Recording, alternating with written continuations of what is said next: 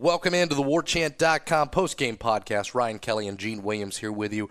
High atop the press box, Stoke Campbell Stadium, 9th floor of Bobby Bowden Field. Florida State falls to Miami for the first time since Labor Day night, 2009, at this very same field. 24-20, your final score. The Florida State Seminoles give up 24 points in the second half against the Miami Hurricanes after shutting them out through one half of football. Gene, let's just get into this because we know this is not going to be a pleasant one. This isn't one where you're going to exactly speak about a ton of positives, but I think there's a lot of blame to go around in this one. Go ahead. Just go. Yeah, I'm just sitting here just chomping at the bit because it's frustrating. You know, they did better than I thought. To be a little bit positive, I just was surprised. I mean, you know, again, they had the game effectively won, which almost makes it worse at the end because they blew it. But I guess a couple things that really stuck out to me that were very frustrating is the fact that you shut this team out. You absolutely dominated that first half. And what was the stat? 4 times inside the 40 and you came away with 3 points. I mean, that's a little bit frustrating there. But even more frustrating to me is you shut a team out. They've got a very young quarterback, only making his, 4th or 5th career start, whatever it is. He's struggling big time. And they scored 24 points on you in one half of football. And the stat that drove me nuts, you held them 1 for 8 on third downs in the first half. They were 6 of 9 converting third downs. There was a 3rd and 20. There were a couple 3rd and 10s. We know there was that 3rd and 10 on the final drive. I mean, I don't know what the schemes were on those third downs, but they were just – I know what they were. They were rush nobody. Yeah, well, that's the thing, too. When you got a rookie quarterback, you got to put pressure on an environment like this, and they did let him sit back there. I agree with you. On some of those, they just sat back and let him go ahead and do it. And that's on the defensive staff for not putting more pressure on, not keeping up what worked so well in the first half. That's frustrating. And I kind of get there were some people being critical of not opening things up a little bit more in the first half. But you could see James Blackman was a deer in the headlights in that first half. Absolutely. He just didn't know what was going on. He was holding the ball too long. It wasn't processing. It wasn't clicking. But then at that drive when he hit Ryan Izzo for the touchdown, all of a sudden you could see the switch went off, and he played much, much better. And I know people are a little frustrated because Jimbo held him back a little bit, didn't do as much early on. But I wasn't disappointed in that kind of game plan. Not really too much against them offensively, other than in that first half I would have liked to see a few more points when they got in there. But to me, this is more on the defense. The team they're just not a very good offensive team. You let them score 24 seconds. You let them move the ball effectively up and down the field at will that whole second half. Gene, I will definitely agree with your point that defensively this is a letdown. This is a problem. And I've seen a couple people bring up this point. This was North Carolina all over again. Where you had this game won, you put it in the bag, and then defensively, with all that talent, with all those elite guys, you failed yourself in the moments where it absolutely mattered most. You blew the game. But I don't think that excuses what happened with that offense in the first half. You had chances to step on their throat. As bad as Florida State's offense looked at times in that first half, Miami looked dreadful. Miami couldn't run the ball. Miami couldn't throw the ball. Miami at one point in the first half had 3 penalties for 15 yards that kept the chains moving and didn't have a single play, Gene, a single play of 15 yards or more. That's crazy. They were dreadful, horrible, and you had your chances inside the 40. You punt twice from your own 37 or from Miami's 37-yard line. You had all the chances in the world, and you didn't capitalize. When in reality, you could have made this a much higher hill for Miami to climb going into halftime. So yes, I get it. It's a freshman quarterback. Yes, I get it. He didn't always look great. As a matter of fact, there was a time where J.J. Cosentino was warming up on the sideline.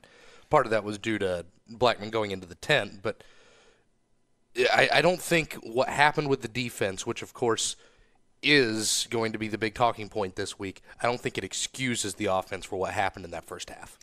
No, I mean, let me throw out some stats. If you're not aware of this, you can obviously see all the stats on WarChant.com because I'm still amazed looking at these halftime stats. It looks like 2 completely different games. Miami had 57 total yards at half. They were 1 of 8, like I mentioned, on third down conversion. They averaged 1.9 yards per play on offense. Mark Walton had 14 rushing yards on 7 attempts, so he averaged 2 yards a carry. They had 4 first downs, total of 34 rushing yards in the game. I mean, it was just complete and utter domination. And I don't understand that very first drive, they come out of the second half and go down and score Will. And, it just, I don't know. And I know there was the interception. There was Barrios had the long punt return that set up some other things too. So they were helped by a turnover in special teams, obviously. But at the end of the day, you had chance after chance after chance to stop them. Whatever I say, there were 6 third-down conversions that they converted out of 9 that second half. Just get 1 or 2 of those and you end up winning the game. So, again, hate to harp again on the defense over and over again, but on the positive, I will say, like I said, I saw Blackman click in the second half. It seemed like he's starting to. You could see some confidence starting to grow with him, and what also is you saw Cam Akers finally emerge. Absolutely, and he was really. You can tell that kid is going to be a special cat. I mean, he just that little jump step he makes when he gets that first guy to miss. I mean, that's special because he does it kind of like the few guys have that talent like Dalvin did when they do it. They make you miss, and they're going forward. They're not going east and west. They're going north and south. And I think that's one thing Jimbo talked about in the postgame press conference is that they've got to teach them a little bit more to go north-south. This isn't high school. You can't reverse direction and go backwards. These guys are too fast. They're going to catch you. So he's picking on. That was a positive sign.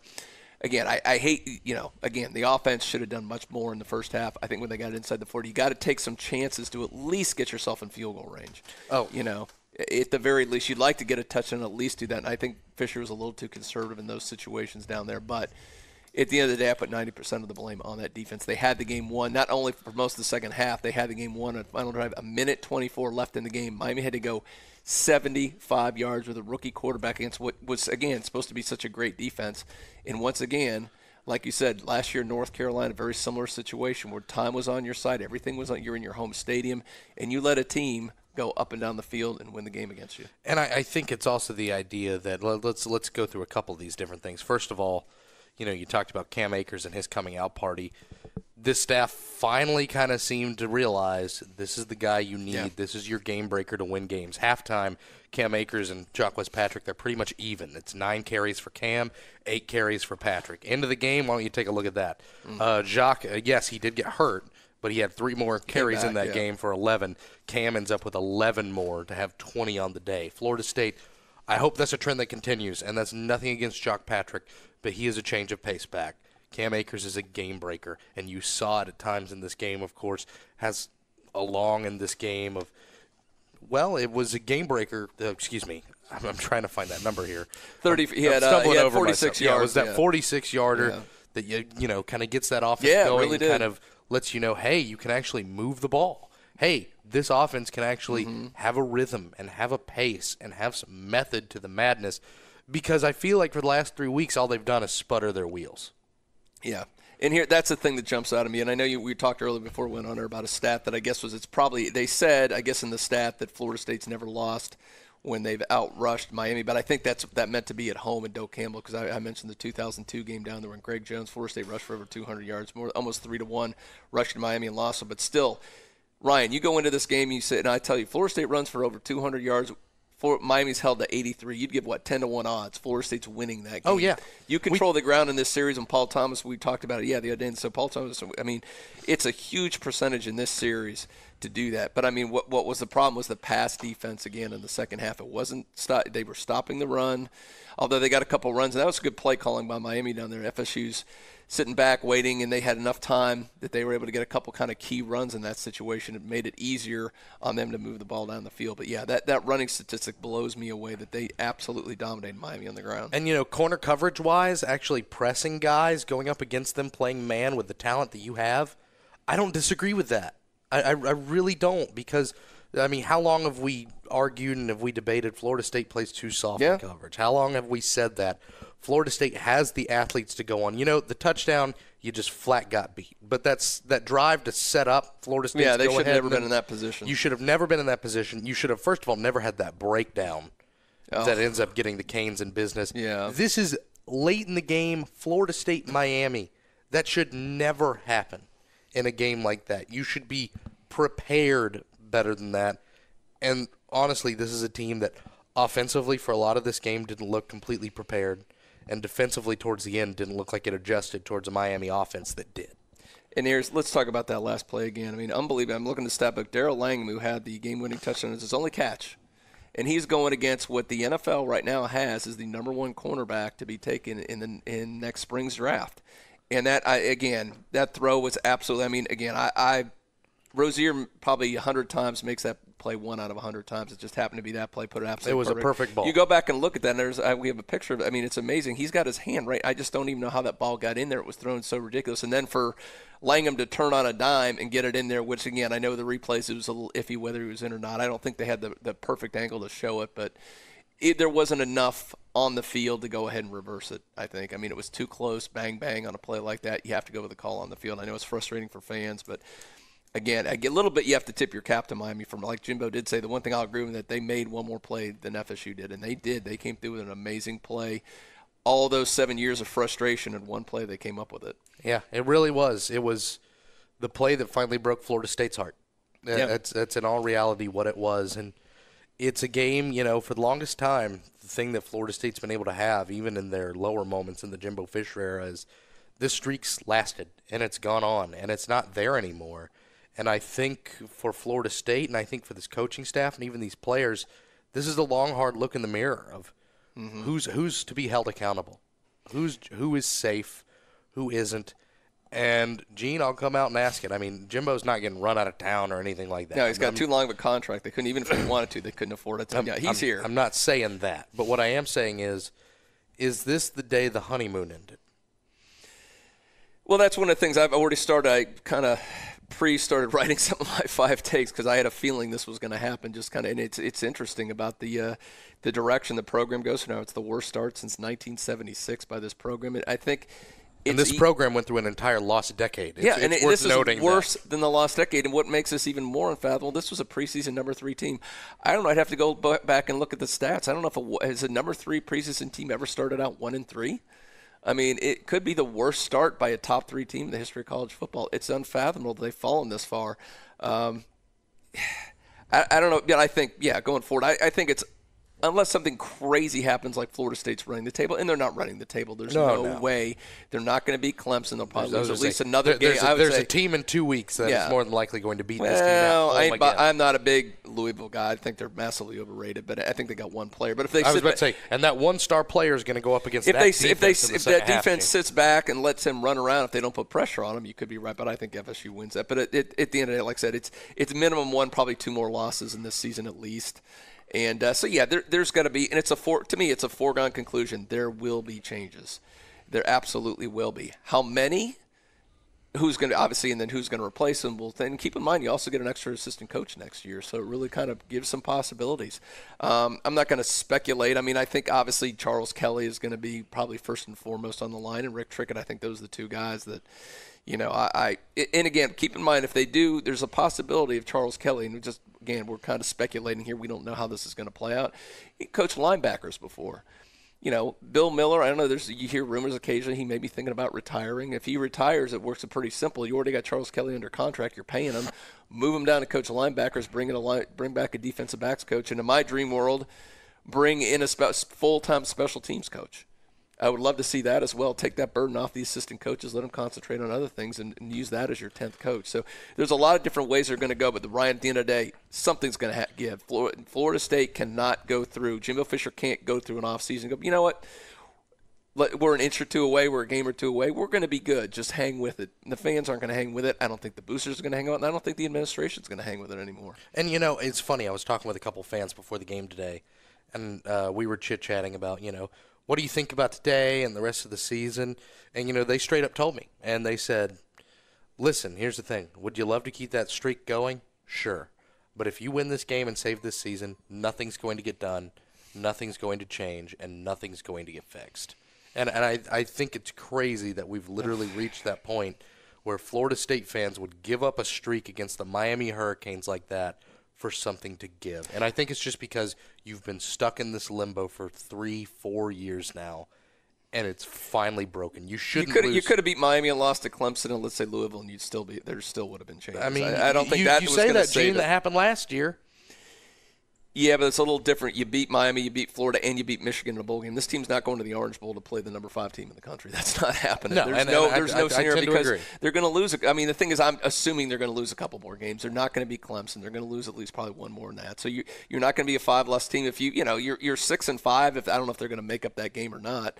One would think that if they're teetering on that edge, listen, I'll tell you exactly when it happens. As soon as they are mathematically eliminated from winning the Atlantic Division, that game gets rescheduled. I wouldn't be surprised because I know there's a lot of contracts in place and a lot of things that have to happen. I know they have some insurance to cover some of that. But here's the thing, and we'll do this for our last over-under, Ryan.